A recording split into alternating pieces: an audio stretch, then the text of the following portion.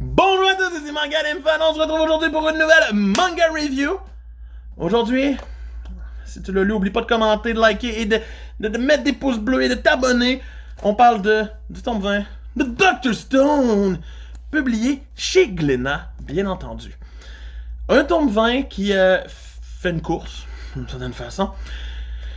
Nos héros ont comme but d'aller vers la source de la pétrification et ils se font courir après par Stanley et sa gang.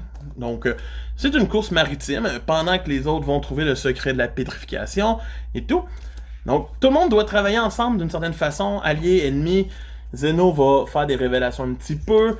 Senku et tout, ils vont mettre en parallèle pour trouver exactement c'est où qu'il faut qu'ils aillent en Amérique du Sud.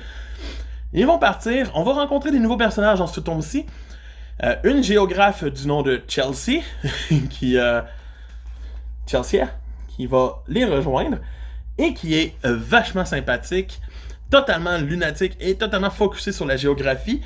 Elle est un plus, ça rajoute une nouvelle dimension à l'œuvre, parce qu'elle peut vraiment parler de beaucoup de choses. On va rechercher du caoutchouc pour créer des motos, pour se sauver de Stanley éventuellement. C'est des buts totalement absurdes, mais qui restent sympathiques.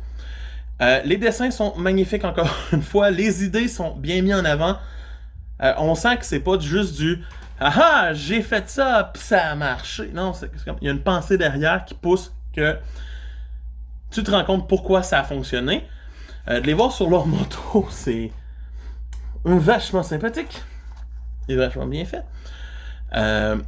Mais c'est ça. On va avoir la course-poursuite.